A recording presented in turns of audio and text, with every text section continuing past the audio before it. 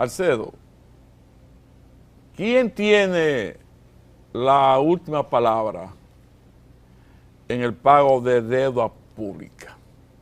¿Quién da la orden y quién tiene la última palabra? O sea, ¿quién es el jefe para esos pagos? Sí, sin lugar a dudas, como digo, los libramientos. ¿Quién es el jefe del que dice ¿Quién decide a quién pagar? En este caso es el ministerio o el ministro de Hacienda. Es el funcionario responsable. En ese entonces lo era Donald Guerrero. Y por eso es que le digo que a ese nivel, a nivel de los funcionarios y empleados, es que hay que ir cuando, repito, cuando se demuestre el delito, cuando se muestre la falla, cuando se muestre la intención de fraude. Hay que ir a las responsabilidades individuales de los funcionarios y de los empleados. Y repito, hay responsabilidad administrativa, civil y penal. Como les decía, no conocemos todo el caso, pero es a nivel personal que hay que asignar las responsabilidades.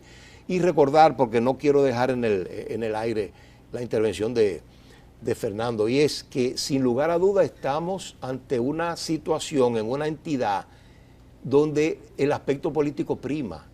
Y usualmente, como él bien decía, los técnicos normalmente somos técnicos para trabajar en los detalles de mediano y bajo nivel, pero ya a nivel superior las decisiones fundamentalmente son políticas y por ende, como siempre debemos hablar claro, la responsabilidad es de los políticos o de los funcionarios políticos que tomaron las decisiones. Pero en este caso, Alcedo, los políticos tomaron las decisiones. Entonces, mover una cantidad de tantos millones, de tantos miles de millones,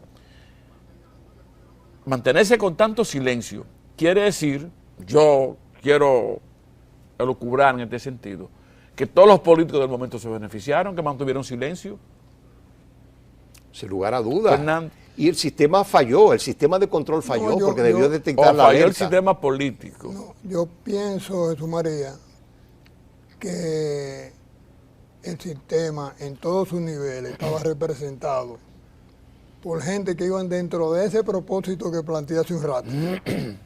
Porque el último que firma no es el ministro de Hacienda, ese es Él solicita el principal. Sí. Okay. Pero el Contralor General de la República es finalmente el que decide Da salida. la salida. Sí. O sea que está involucrado también. O sea que cuando tú llamas a Donald, tienes que llamar al Contralor también, ¿eh? Que es el que da, como dice, la autorización final. Y desde luego, como se estableció todo un esquema de corrupción, todo lo que se nombraban en la línea principal de esos esquemas estaba en conocimiento de lo que se estaba haciendo. Y eso conllevó también a que una cantidad de técnicos que estaban abajo para mantener su puesto y para lucrarse también, entraron en el esquema de corrupción. O mantuvieron el silencio. Exacto, mantuvieron el silencio porque no, y además porque se lucraron también, porque hay una cantidad de técnicos pequeños que también comenzaron a tener apartamentos y carros y qué sé yo, que su sueldo no justifica lo que tenían. Como dijo el magistrado Jorge Suberoiza, lo malo del corrupto es que enseña lo que roba. Exactamente.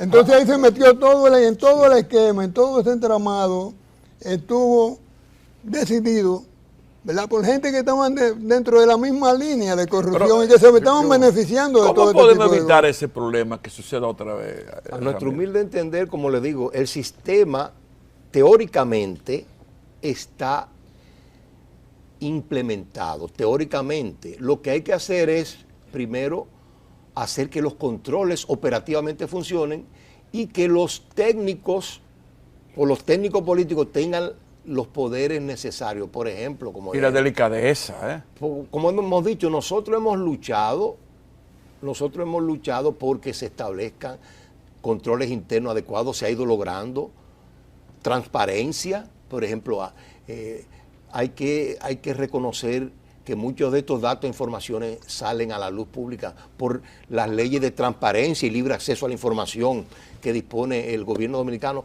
Ahora, no nos olvidemos, también hay que recordar que los trámites son importantes cumplirlos porque, por ejemplo, el actual Contralor General de la República dice que él no ha firmado ningún informe.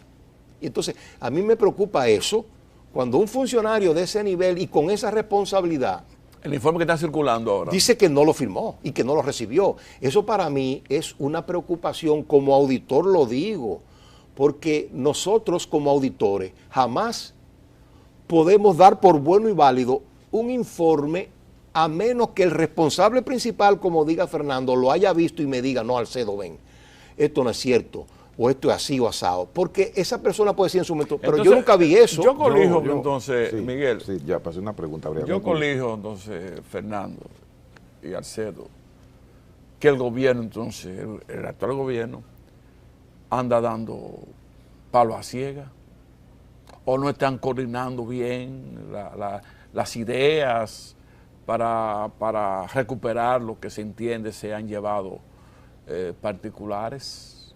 Yo sí. Es muy duro esa conclusión, es muy dura esa No, conclusión. pero debemos concluir así, Pero porque sin nosotros no podemos por callar ejemplo, una cosa. quizás yo esté un poco de acuerdo contigo cuando yo digo que desde el punto de vista como consultor y como auditor, yo le diría, por ejemplo, en que en esta situación es bueno que el Ministerio Público integre al Contralor General de la República, al jefe de la Cámara de Cuentas. Pero uno supone Para- que como gobierno, Fernando, Se están trabajando como una única estructura. Doctor, recuérdese que yo le hablé de la teoría y la práctica. A veces las cosas son así teóricamente, pero en la práctica no se está llevando a cabo. Como le digo, teóricamente quien debió presentar el caso de esa terrible situación al Ministerio Público debió ser el Contralor. Yo tengo grandes niveles, perdón, yo tengo grandes niveles de preocupación por lo que acaba de decir Jesús María y Fernando, los que involucramiento político, porque vemos de un lado que tenemos a un político que recibió un dinero, Ángel Locuar, y del otro lado vemos a un Mélido Torres, director de titulaciones, que también recibió un dinero por parte de su compañía jurídica. Entonces, ¿frente a qué estamos? Miguel, Porque si estamos dice tanto Ángel como Mérido Ajá. que ellos Con sus oficinas de recibieron abogados. dinero por mediaciones Sí. legales que hicieron. Exacto, Sí, servicios entonces, profesionales. Honorarios, servicios profesionales. honorarios profesionales. Porque hay muchas que compañías recibieron. de cobro compulsivo que tuvieron la suerte, ¿verdad?, de que compraron eso y al final ganaron y se les pagó. Entonces, ¿qué va a pasar con esos políticos u oficinas que desafortunadamente o afortunadamente recibieron recursos por parte de eso, si el fraude es tan grande? Mira, ahí yo te voy a responder de dos maneras. Lo primero es que fue tu primera inquietud. Yo pienso que de la misma forma que el actual gobierno está muy interesado en independizar y en fortalecer la Procuraduría General de la República, yo le exhorto a que independice y le dé mucho poder a la Contraloría General de la República. Que el Contralor pueda actuar como un funcionario independiente, aunque dentro Va a del mandar a gobierno, Fernando Mangual para allá. y a tomando hacer- las decisiones políticas y enfrentando a los políticos que lamentablemente no quieren ser controlados. Señores, Ya terminamos. Déjame hacer estamos una- llegando déjame hacer al una observación. final. Todavía no queda algo, ¿verdad? Déjame hacer una observación importante. Breve, Fernando. Así que ya tú nos vamos. dijiste, el referente de las auditorías al sistema es el plan plurianual, Exacto. que en el 242 de la Constitución está ahí. El plan plurianual no existe y en consecuencia, como no existe el plan plurianual, las auditorías se están haciendo en el aire. No hay punto de referencia. No hay punto Bueno. de referencia. Marco de referencia. Todavía el día de Vamos hoy. a dejarle tema para las discusiones en los hogares de don Alcedo Ramírez, un experto auditor que nos ha dado luz sobre todo lo que está aconteciendo en Hacienda con esos pagos que muchos están cuestionando, pues se trata nada menos de casi 17.000 o más millones de pesos. Para comenzar. Señores, gracias Alcedo Tanto gusto. por tu comparecencia y tu cátedra que ha dado Espero en Dios que haya sido controles oportuna. internos. Y como siempre, en nombre de Miguel y de don Fernando, nos despedimos dejándolo con el editorial de Tele Radio América. Nos vemos el próximo El sábado. próximo sábado. Editorial de Teleradio América, Pavel Issa y los haitianos. A Pavel Issa siempre lo hemos visto como un joven economista de amplia formación académica, ligado a los organismos internacionales, con un buen discurso de avanzada. Hoy le toca estar en el juego y no en la grada. Paveliza es el ministro de Economía, Planificación y Desarrollo. Como tal, cualquier declaración suya es tomada muy en serio. Paveliza, en unas declaraciones desafortunadas que chocan contra la política migratoria del presidente Abinader, habló de racismo contra los haitianos en República Dominicana, señalamientos que están dando la vuelta al mundo. Tan identificados se sintieron los haitianos con el ministro de Planificación y Desarrollo, Paveliza, que este fue respaldado por el ex primer ministro de ese país, el señor Claude Joseph, el mismo personaje que está llamando a tumbar el gobierno de ese país. Haití, un país inviable, con una sociedad tribal, donde ellos no se ponen de acuerdo, dominadas por bandas y un desorden permanente. ¿Con quién se negocia en Haití? ¿Quién es el representante legítimo? No hay un interlocutor serio.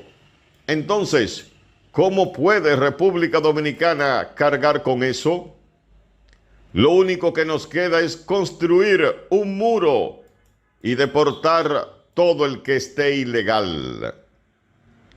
Multimedios Teleradio América no se opone a la inmigración legal, regulada, la que aporta, y los haitianos aportan con su trabajo en el campo, la construcción, los quehaceres domésticos, pero eso tiene que ser regulado como en todo país donde funcionan las instituciones. Mientras el desorden y el caos sigue en Haití, con secuestros, tráfico de armas, drogas, violaciones, asesinatos y presa del caos, a nosotros no nos queda otra opción que construir el muro y deportar todos los que están ilegales y sin documentos. La patria lo reclama.